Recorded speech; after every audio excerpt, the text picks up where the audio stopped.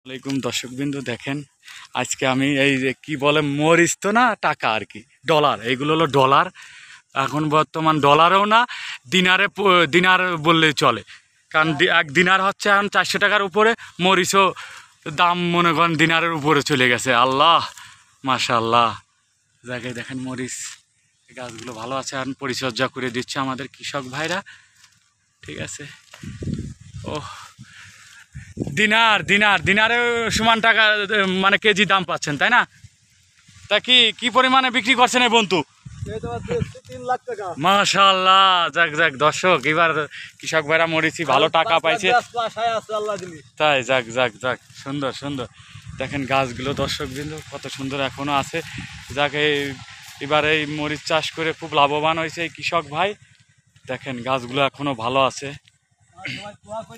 যে আরো 5 লাখ টাকা দোয়া করি অবশ্যই, কারণ খরচ তো অনেক পরিমাণ খরচ হয়েছে, তাই না? 3 লাখ টাকা। হ্যাঁ, যাক দেখেন বর্তমান 1 কেজি মরিচের দাম দিনারের সমান হয়ে গেছে অরিজিনালি। এটার কোনো ভুল নেই। এক দিনার 400 টাকার উপরে, মরিচও কিন্তু 400 টাকার উপরে দাম হয়ে গেছে। লাভ। তবে হ্যাঁ, তবে পাট চাষে পাটে খরচ বেশি, লাভ কম, তাই না? আর সামনে কি পাট চাষ করবেন?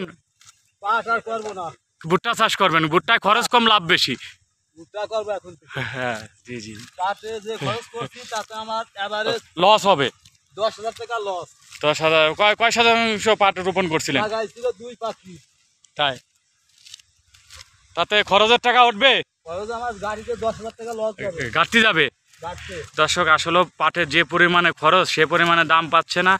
এই জন্য কৃষক কিন্তু আগামীতে পাট চাষে কিন্তু না করারই চিন্তা ভাবনা নিচ্ছে। এইভাবে যদি দাম থাকে তাহলে তো পাট, আমাদের ফরিদপুর যে পাটের যে বিখ্যাত, সব হারাই যাবে। আর এই দেখেন আসলে যে পরিমাণে পাটের খরচ, তাতে আর পাট চাষ করবে না কৃষক ভাইরা। হ্যাঁ, যাক মরিচি দাম পাচ্ছেন, এটা খুশি আছেন তো? যাক আলহামদুলিল্লাহ। হ্যাঁ, ঠিক আছে। আরো বেশি বেশি চাষ করবেন। হ্যাঁ, ঠিক আছে। হ্যাঁ, কয় শতাংশ জায়গা?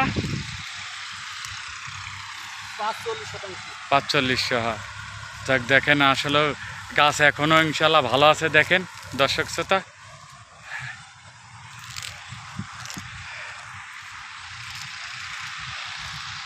সবাই ভালো থাকবেন। আজকের মতো এই পর্যন্ত। ঠিক আছে, ঠিক আছে। তা ভালো থাকবেন, সুস্থ থাকবেন, ইনশাল্লাহ ভালো দাম পান।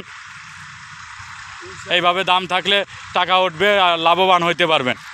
আসলে তো কৃষিকাজে খুব কষ্টের কাজ, লাভ না হলে তো, লস হলে তো সমস্যা। ঠিক আছে, ধন্যবাদ আপনাদেরকে।